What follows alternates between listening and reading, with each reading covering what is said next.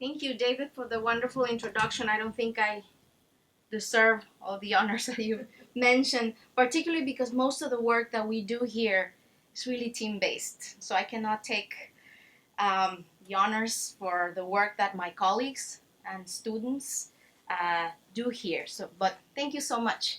Thank you, everyone, for being here. We're very excited to share our work today and work in progress. So before speaking too much about the program, I would like for the team to introduce themselves and just briefly share what your area of work is, please. Can we start with Adam? Ram's not here, but she's obviously a champion in lots of things, so I'll leave it at that. So I'm Adam Dagno. I'm in School of Forest Resources. I focus primarily on quantitative social science, economics, and policy. Thank you. Sandra, now it's you. Yes, Sandra Urioste Stone. Aram is on travel, but she's in the Wildlife, Fisheries, and Conservation Biology program, an amazing colleague to work with. Daniel Hayes, I believe he had a class. Bridie McGreevy is sick. She joined us earlier at one of our meetings, but says thank you for being here. Yep, so I'm Sarah Nelson. I'm the director of the EES program here on campus, and I work in biogeochemistry, largely in protected and remote ecosystems, including a lot of national parks. Hi, I'm Laura Rickard. Sorry, I'm also getting over a cold. I am in communication and journalism, and I study strategic communication in the context of science and environmental issues, particularly perception of risk and attribution of responsibility. Thank you. Hi, and I'm Linda Silka. I'm here at the Mitchell Center. I'm a social and community psychologist, and I focus on how you build partnerships and why partnerships fall apart and how we're all going to do partnerships together that are going to succeed. I'm Weiskittel. I'm the director of the Center for Research in Sustainable Forest, which I'll talk about a little bit later. But essentially, like the Mitchell Center, what we try to do is bring people together to work on issues in and around the forest. Thank you. So as you can tell, one of the most exciting things about this project is that we're bringing together different perspectives, different viewpoints. We have two research centers represented within this grant, the Center for Research on Sustainable Forests and the Center George A. Mitchell Center for Sustainability Solutions. We have multiple academic units as well with the Department of Communication and Journalism, the School of Forest Resources, and the Ecology and Environmental Sciences, and the Department of Wildlife, Fisheries, and Conservation Biology. So different perspectives, different efforts, and this collaboration has allowed us to prepare a proposal strong enough to get funded through the NSF NRT. Okay. So the agenda for our talk, we'll start briefly talking about what the National Science Foundation National Traineeship, Research Traineeship Program is about, what's the rationale behind the creation of this particular program. Then we'll move on and explain what our UMaine NSF NRT program in conservation, science, and practice is. Some aims, key components, briefly talking about what resilience is, because it's at the heart of our project. And we'll have some of our colleagues sharing some sample transdisciplinary projects that we're putting together. And finally, some of our future plans as we move forward. So the NSF NRT in part responds to the changing needs in graduate education and where we see students going once they graduate. So we see the nature of science overall changing from silos and scientists working in one particular unit on their own to collaboration with partners and collaboration across disciplines. There's also evidence, according to the National Academy of Sciences, that over 60% of all PhD graduates do not end up working in academia. So we need programs that can enhance that professional development of those professional skills that go beyond the traditional scientific and technical skills and knowledge.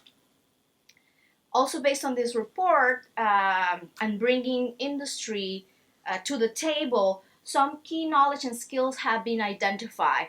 And I'm going to focus, our program focuses much more on the top ones. How do we manage projects? So training students on how to manage projects, communication skills, both written and oral communication, and how do we train these graduate students to be leaders in the fields that we're studying. And the rest would be just some stakeholder engagement, networking, and better understand what are their options in terms of career paths. So if they're not going to end up in academia, what are their options and what are the skills that they need. I really like this quote from the report, which if you haven't read it, I would highly encourage you to read it. Fascinating report.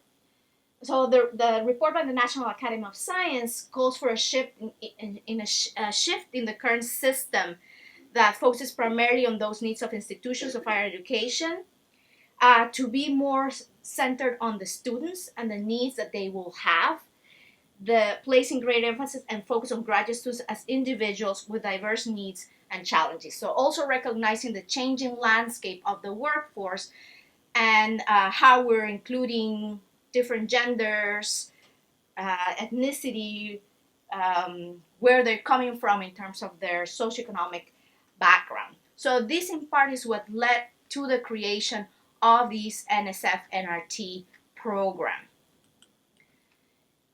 In terms of the key elements that the program, as seen by NSF, includes, first, they want to focus on attracting, training, and retaining underrepresented minorities, so allowing more diversity in the STEM workforce.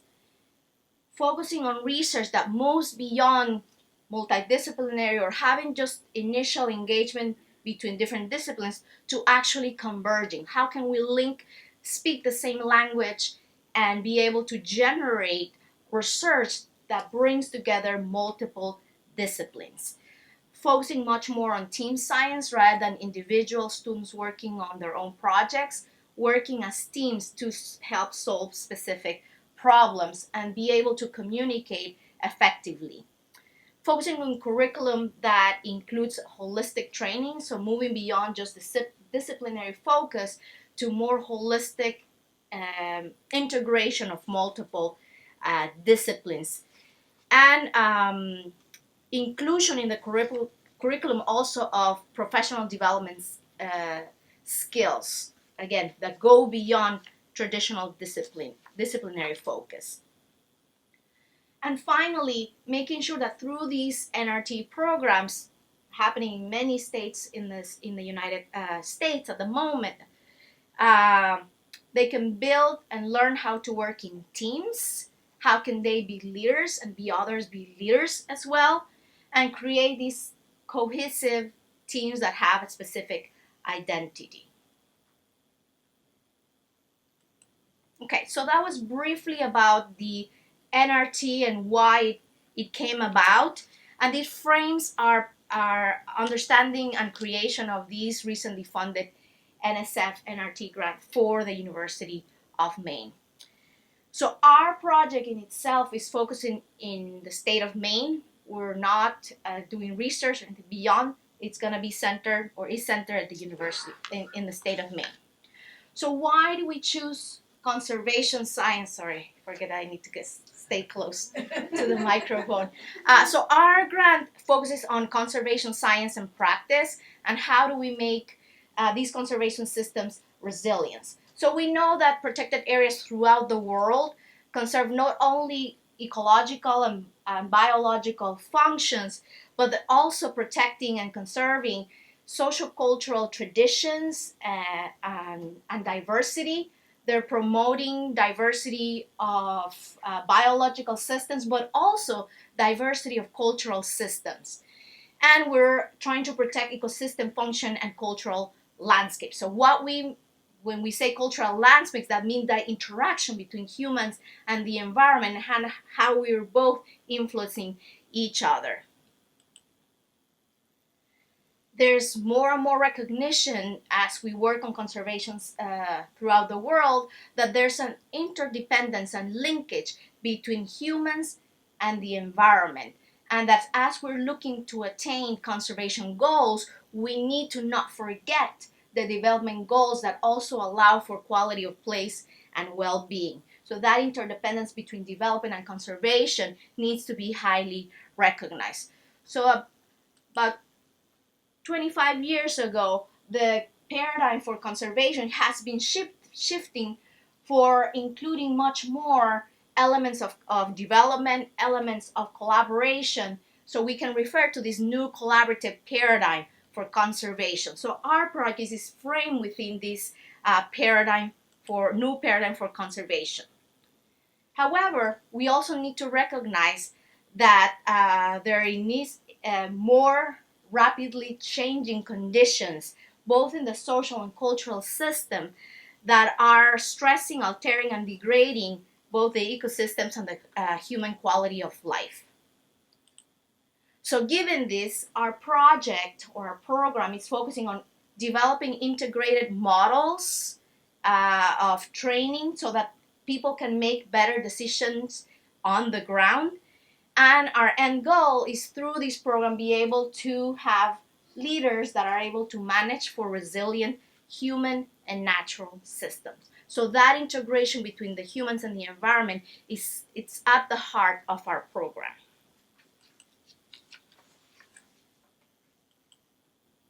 Okay, so what are our goals? Sorry, I'm going to read it, but our main goal is to build a well-trained and experienced workforce to advance conservation solutions that would ultimately lead to enhanced resilience of socio-ecological systems. So we're within our program, we're focusing on the science piece, but also, as I mentioned earlier, the practice and the professional development components. So we want to train and create leaders out of our programs in conservation science, leaders that are able to integrate biophysical and social sciences that understand both perspectives, respect and value those different perspectives, that address those challenges that are being brought by this rapidly changing world, and foster collaboration and research that leads to solution. So knowledge to action, solutions to wicked problems, as we keep hearing here in the Mitchell Center. Some of the key outputs that we want to see beyond the training of our trainees, they're not called students, they're called trainees within the NRT program. So it's increase that interdisciplinary and collaborative teaching and research capacity at the University of Maine. We're hoping that the partnerships that we already have with some of our partners flourish and expand much more, that we can enhance the programmatic capacity at UMaine, particularly as we're bringing different partners together and as we're linking different sciences together. And there's junior and senior faculty within our team, so that interaction has allowed our junior faculty like myself to learn so much from our senior faculty, and I hope that the senior faculty are also learning a little bit from us. So in terms of program component, we're trying to map the different elements, including how do we see our students or our trainees entering. So as we're looking at applications for our first cohort, we're looking for applicants that have had service within their communities, or Peace Corps or AmeriCorps, some type of service in the conservation arena, that they're willing and interested in doing transdisciplinary work, so not just focusing one discipline, that have some effective communication, written and oral communication skills. Of course, we look at scores, but it's not the first thing or the only thing that we look at. We look at the whole package together, and then they can use technology. So our goal is once they enter the program with some of these skills, we have a set of core courses and electives to enhance scientific inquiry, so they're able to do quality and sound research from the science, the biophysical and social sciences, focusing on resilience theory and practice, so bringing our stakeholders together as well to share how they view resilience, focusing on communication and engagement, again at the heart of the NRT program. And we've also included electives on communication, expanding the analytical capacity of the students. And of course, they're still going to have a little bit of field that they're experts in. The other two key components within our program is the transdisciplinary research piece. We'll have some research seminars where students are going to work in teams to build a team science effort, thesis and dissertation work, and again working with other students on their projects. Another key component of NRT is a conservation externship or internship. So working with partners to develop those professional skills. So as you can see, we're seeing that the courses are feeding into the research piece and the externship. But we're still missing something in this diagram, and it's the conservation partners. Again, for helping in the development of professional skills, but also to make sure that our research it's applied and it's making sense within our state. So we have conservation partners that are focusing on management. There are others that are more focused on science and engagement and policy and development. So as you can see, they're not only collaborating with our group on the offering the conservation externship opportunities, but also being integrated in some of the courses that we're offering and also within the transdisciplinary research. So by the end of the program, what we're hoping is to have trainees and conservation leaders with technical skills within the disciplines that they've been studying that are able to think across disciplines, work in transdisciplinary teams, but they also have developed those professional skills that are going to allow them to be successful in the workforce. So with that, I'm going to introduce Linda Silka. She'll continue with the presentation. Thank you, Sandra. Can everybody hear me? Okay. So one of the really important and fun things that's going on now in conservation is really thinking about resilience. Things aren't going to stay the same, and we need to find ways to deal with the kinds of shocks that happen in systems. And it turns out part of what's interesting about resilience is lots of different disciplines have really been thinking a lot about resilience, but they haven't been talking to each other. So engineering people have developed themes of resilience and research and theory. Psychologists have, economists have, conservation people. And so part of what we're about is to bring those ideas together and integrate the different disciplinary approaches to really think about that. Some of you, when you're late at night, you can't sleep, you pick up Maine policy to review, to read it. Well, in this wonderful issue that we did on sustainability, one of the articles is all about thinking about the issue of resilience and how do we think about that. The American Psychological Association Handbook of Resilience in Children, and you'd say, those don't have anything to do with each other. Well, in fact, they do when they can, and part of what we're about is figuring out how to have that happen. We're also about thinking about you're not going to end up working with exactly the same employer. There are so many opportunities out there, and we want to prepare our students to work with lots of different partners so that you don't go into it and say, oh, but this, I expected that I could look at resilience in this way. Instead, that the people, the trainees, have a degree of flexibility, that you have a huge toolkit that you can draw on, and you can see the rich different groups, the wonderful groups that have signed up to work with us to help in terms of internship opportunities, research, collaboration, course delivery, and we're all going to learn a lot working with them and with you.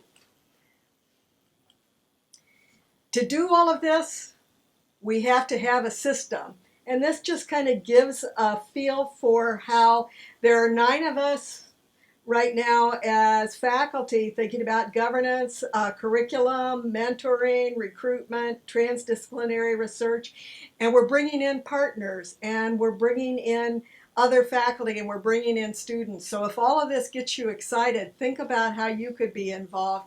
And when you see us and you know us and we look really tired, you understand why. And we're looking at lots of different kinds of issues. So you might think in terms of the research training and some of the partners that maybe there's just one thing. But in fact, it turns out there's so many interlinked things. Biodiversity conservation. How do we approach it? How do our partners? How do we think about it? How do we contribute to the future? Rural livelihoods. Maine is such a wonderful place because people live here, they want to stay here, but how do we ensure that rural livelihoods can continue, and what can we all do together to make this happen and make it a part of what we're doing with this project? Governance, how do we think about how to have all of this work together and what are the issues and how do we learn?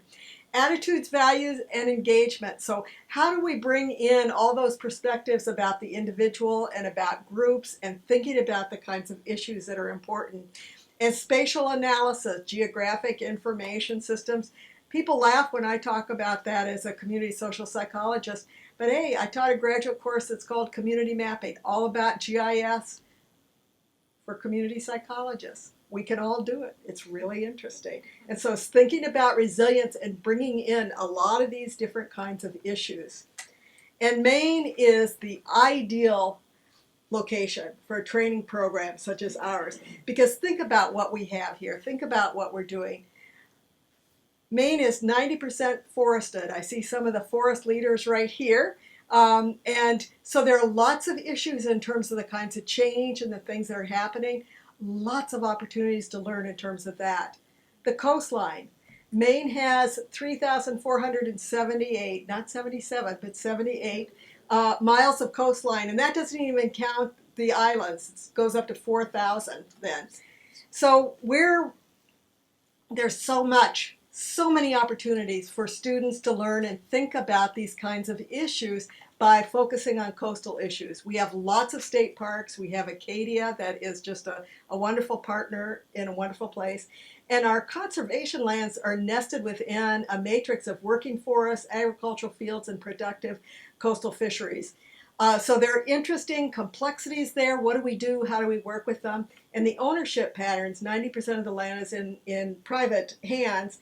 And so there are unique management opportunities, a lot of interesting challenges there. If you go out to Utah or Arizona, you're going to see land that's owned, say, by one, the national government. Here we've got a lot of different issues to think about. And so what we learn is just going to be very interesting and important. And so there are really unique opportunities in our training program.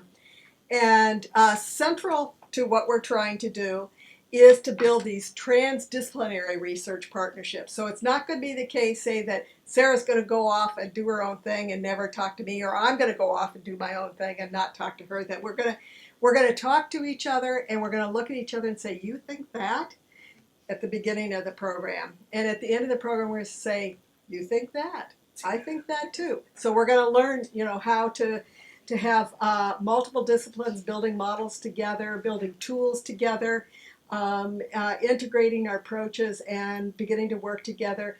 And the result is the students that participate will have flexible, modifiable, transdisciplinary research models to work with, and that's just so important. And now Laura's going to tell you everything.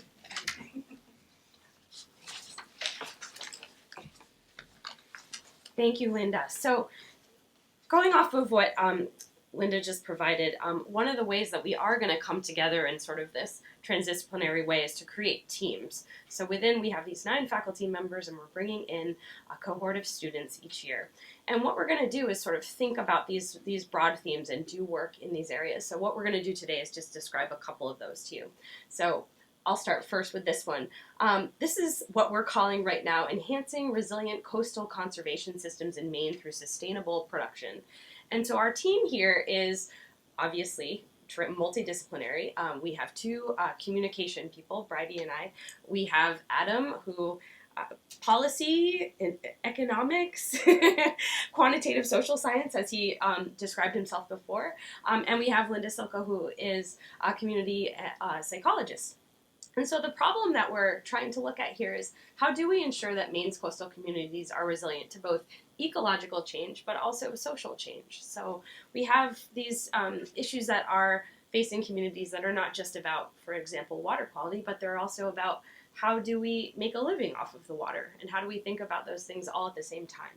So as a research aim, what we're thinking about are things like what's their public opinion? So we have, for example, aquaculture sites proposed in several places in Maine right now. Some people really are not supportive of this. Some communities are very excited about this. Why is that? How does that relate to ecological impacts and also social change? We're also going to think about decision making. So we heard from Linda that in the state of Maine, land ownership, for example, is a little complex. Maybe that's an understatement for those of you who study it. How does that relate to, again, the decision making? So when it comes to shell fishermen, or how do they figure out who can clam where, and how does that relate to a sustainable fishery? We're interested in strategic communication and generally how that all relates to coastal development. So Sandra mentioned a couple slides back, or maybe it was Linda, that we have core areas in the NRT. And as we're thinking about these big transdisciplinary projects, we're thinking about how they relate to the core areas that our students are going to come out with, sort of their proficiency areas. And for this project, it would be things like the values, attitudes, and engagement when it comes to what do people think about these issues, rural livelihoods and resource-dependent economies, the issue of resilience and climate change, and also spatial analysis. We're working with a lot of people in this project as we see it now developing. But these, I just want to point out, these are partners that we are not just sort of plucking out of a hat. These are partners that all of us have already worked with before and are sort of continuing to work with. I'm affiliated with the Aquaculture Research Institute. I've been working on CNET for the past 4 years. We have partners with Acadia, we've talked about several times. Bridie McGreevy has done amazing work with Frenchman Bay Partners and the Maine Shellfish Advisory Council, and that would be things that we keep up. So just to tell you a little bit about how we would do this research, well, this is going to be very much mixed method. When we think about doing social science research, it would be things like conducting surveys in these communities, in-depth interviews, getting involved and actually being boots on the ground and observing, being a participant, for example, at a community meeting. Some of this would be going on in places all over the state. It's a little bit to be determined, but some of the things that make this project so interesting is it is emergent. So we have some communities in Penobscot Bay, for example, we might be interested in looking at. I mentioned before there are communities that are thinking about recirculating aquaculture systems, Belfast and Bucksport, for example. We have the work that Linda and Adam have been doing in Katahdin and in the Katahdin region that we could certainly think about, although not coastal, could have a lot of interesting comparisons, and then a lot of Bridie's work in MDI. And finally, we see some great opportunities for participation and engagement. We could facilitate public meetings to engage stakeholders. This is something, again, we're not plucking this out of a hat. All of us have employed these strategies in our research to date, and it's something that we would continue to do and work on throughout the project. So I think with that, I'm going to, hand it over to Sarah Nelson, who's going to give you another sort of snapshot of one of our projects. All right.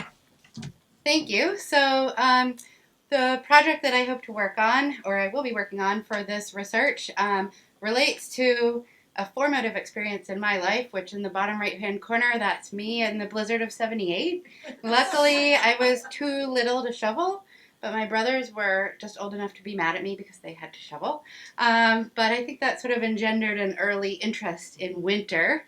And I've been working on a set of early projects with collaborators all around the Eastern North America sort of region, where we've been looking at how winter has been changing and actually defining winter for our region.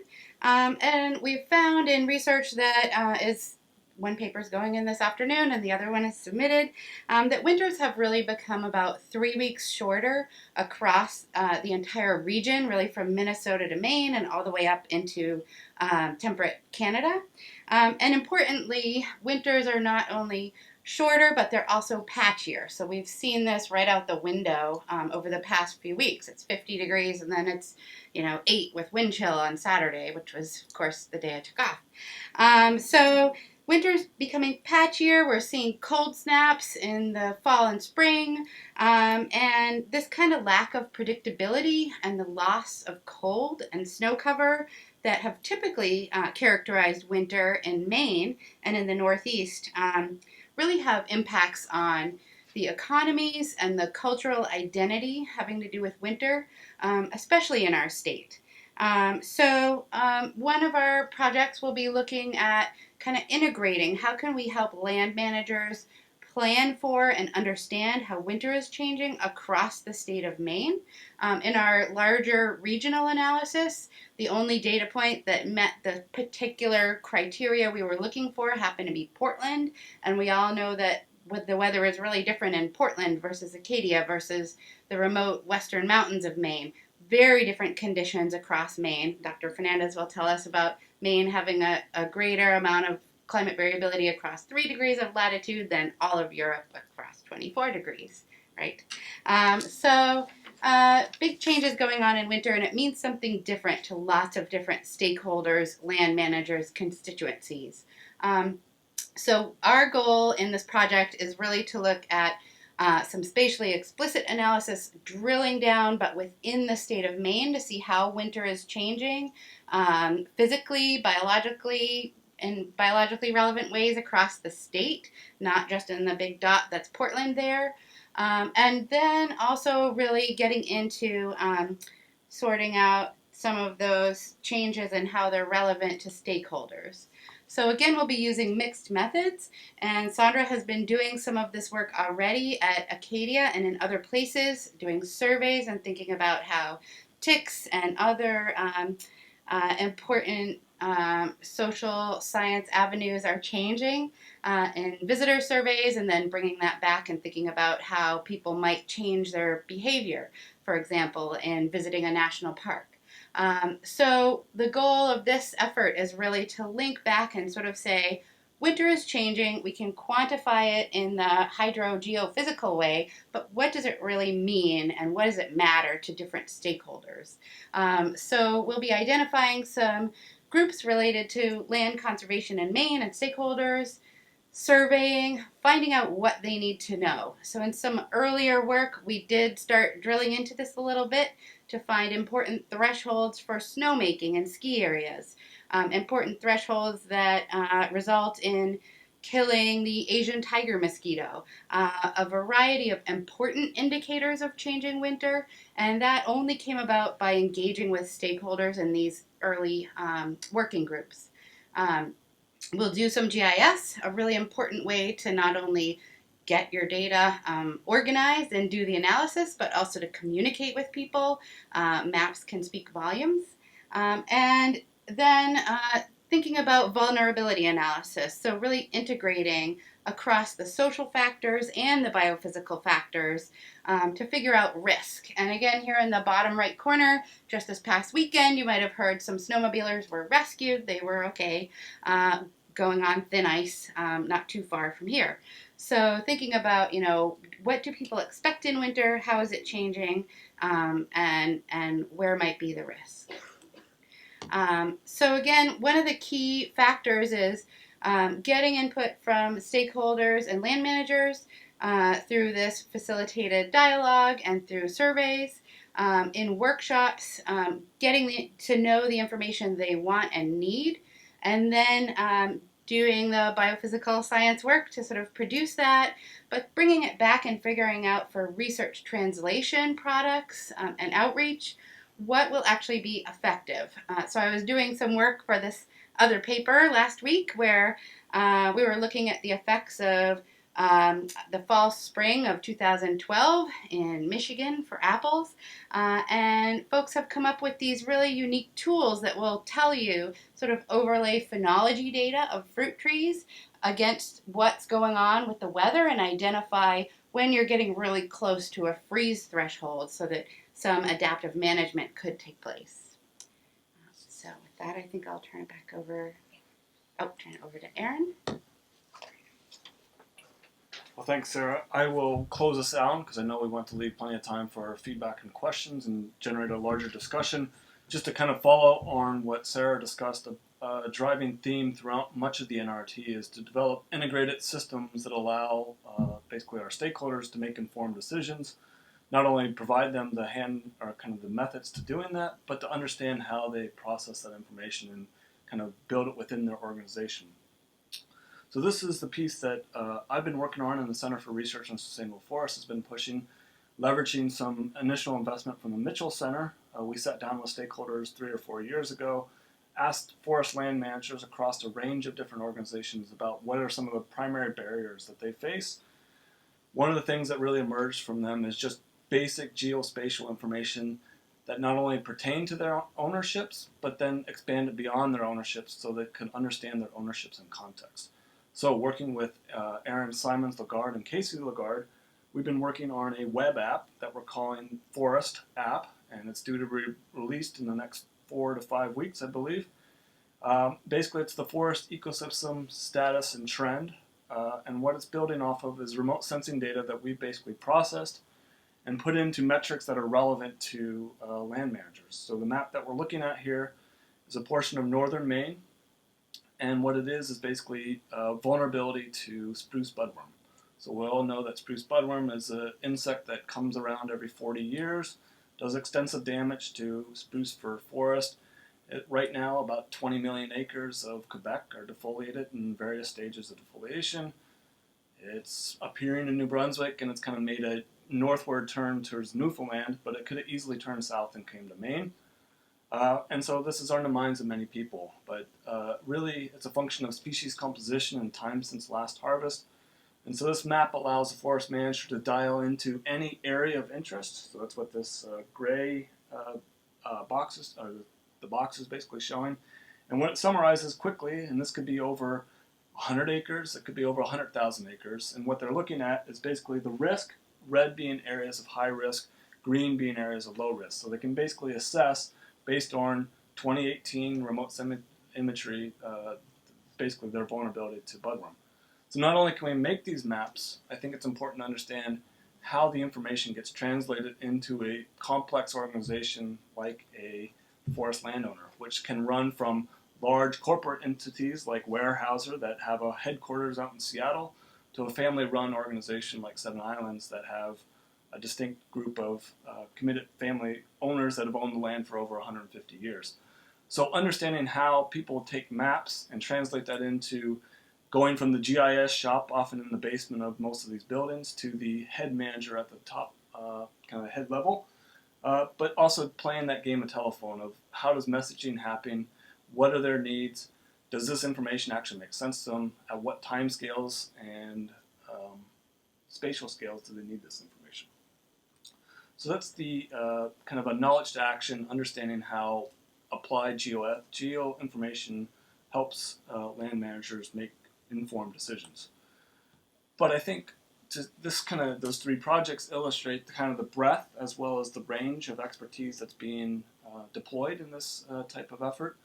I think the benefits to this university are particular, and I think we're at a ripe time where you see lots of things starting to come together off of Mitchell Center funding, the CNET effort, and various other kind of large grants that university has had over the years. I think we've identified conservation as a core theme that sticks with many of this new generation of students that we're interacting with.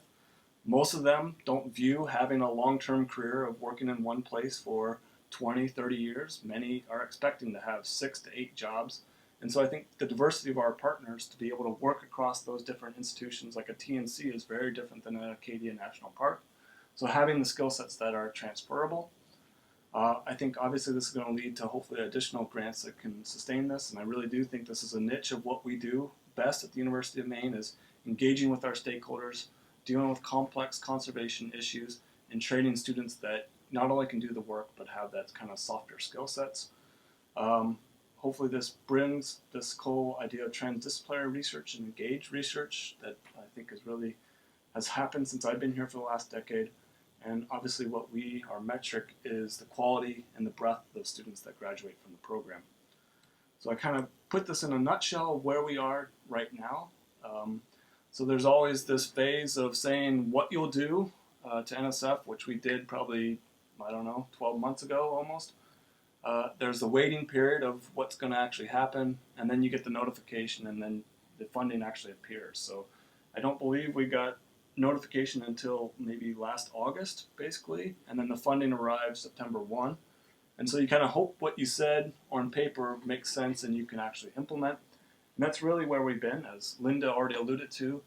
It's fairly complicated in not only in terms of involving lots of different academic units to research units, faculty that are soft money, some that are hard money, some that have 50-50 splits, some that have 80-20 research splits. So bringing together a strong, cohesive team that can think about what are the key issues that we need. Fortunately, NSF is very understanding in that we didn't have to have a first cohort of students from day one. Kind of gave us this built-in one-year planning process so that we could get the program up place, develop our governance, get the courses that we need, get some projects vetted, all the rest. So that's largely what we've been doing today. As you've seen, you can check out the website. I don't know the exact conservation sciences at University of Maine.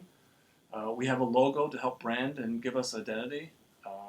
We've been working on recruitment, and unfortunately a thing like this sells itself. I think Sandra has had over 60 applicants or people contact her interested. One of the things that we're going to try, and I know it's been successful with a lot of other grants, is to have kind of both a biophysical and social science co-mentor with any student so that they can see both perspectives. Curriculum is always a challenge. There's what's available, there's what we'd like to see available, and then there's kind of everything in between. And so what are those skill sets that we want the students to really have, and what are the most effective means for them to get that? What you saw today were 3 examples of team research projects that covered the range from doing focus group on shellfish to getting maps into the hands of forest land managers. And then a lot of this deals with governance and structures. These are very difficult things, particularly when you involve more than one faculty and lots of grad students. Conflict happens, having policy in place to address and kind of resolve things immediately, and just knowing what the effective structure should be. So where are we going? One of the most important things is that you need a coordinator to work across all the various people. So we've hired a great individual that will start soon enough. They bring a diverse background, both from an academics as well as from a kind of non-academics background. So they'll kind of help us do the marketing, get in touch with applicants, generating interest, and just coordinating things about the larger program. We've had an annual retreat that'll bring this together to kind of work on the tougher issues that are not easy to do in 1 to 2 hour meetings. Develop a strong communities in practice. And a lot of this is going to be almost signing contracts of how we're going to behave and what our responsibilities and roles will be, which is unique. Of course, always going for more money. That's the problem, is if you get money, you got to go look for additional money. Dealing with externships and then starting to implement the team research. But I think we're very excited. I think this is a great opportunity for the university, and this is really an exciting program within NSF that not only builds our capacity, but lets us do it in a strategic manner. So with that, we're open to questions. The website I encourage you to check out has many of the more details. Again, I really applaud Sandra's leadership on this, and like any good faculty member, I'll let her handle the questions.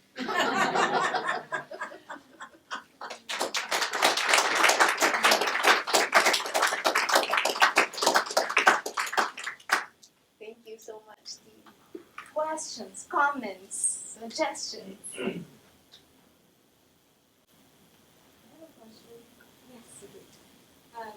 This sounds like a fantastic program. I'm curious how you do more. So, what about those students that aren't trainees? How do you see this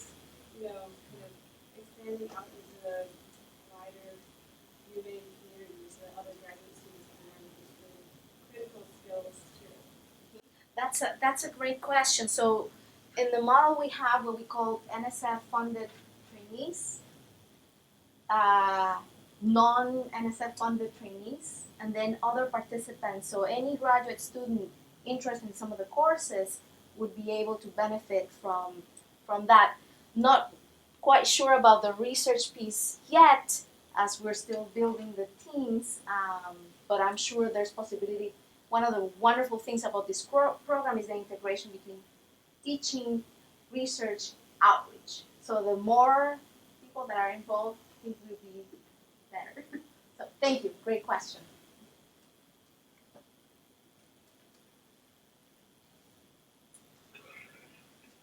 Can you just say a little, maybe I missed it, a little bit more sort of almost logistical details? How many students over how much time? How long's the grant? Those kinds of things? So the grant, the question is how long is the grant and how many students? So the grant is for 5 years. We're expecting to have 4 cohorts, given that we don't have, we didn't bring a first cohort in this first year. And the goal is to have 20 funded NRT trainees, potentially 5 more non-funded trainees, and we're expecting that at least 20 additional students will take either a course or an internship, externship, or other parts of our NRT program.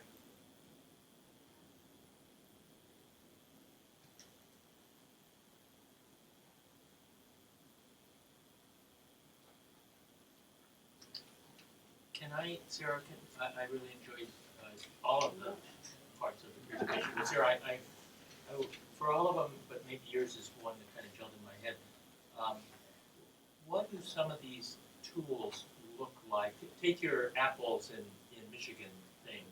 So I think you called it sort of how do you do adaptive management as in a changing climate. So what are some of the things that, you guys have obviously thought a lot about who the partners are and the worlds in which they live, but just for someone like myself, what might they do differently, and how do they deal with what I guess is just the inevitable uncertainty associated with a changing climate? Like how do they do all that? And do you have an example of something that's really worked, that's kind of where you're trying to head to in that world? Yeah, I think that's a great question, and I think that's what the project will try to figure out. So there's not a lot right now. I just have the Apple example fresh in my head because I was digging through all that literature on Friday to write this paragraph. Yeah, so some of the tools that they've come up with are kind of interesting. There are things like people putting fans in their orchards to cool the blooms so they don't come out, or spraying with water. And then on the flip side, people are trying to keep things warmer, so they're actually, this is another state's extension, suggesting that people burn hay or wood chips in the orchards to warm things up. And of course, all of that has implications and feedbacks. So, it's a range of things between providing information to try to help somebody figure out if they should even do something, to what are those things, and then what are the feedbacks. But in Maine, conserved lands, we have national parks from the AT and sort of the coldest places in the state to Acadia. Maybe one of those areas focuses more on providing cross-country skiing opportunities, and one shifts to fat tire bikes in the winter. So, exactly what it will look like, but that's what we're developing. That's a good question. Yes. I'm going to ask. Okay. So of everything that we talked about here, which part would you like to be involved in? This doesn't mean you have to be involved, but which part grabbed your interest? Nothing. Personally, I like the communication talk about how different bodies are able to communicate cross-disciplinary. I like that idea. Communicating across disciplines and think about how that work and how we need to struggle to make it work. How about others of you? That's a great example. All the way in the back. Forest mapping application, I think that has a lot of potential, not just for large landowner or land managers, but also for landowners. That's what comes very lot of benefits.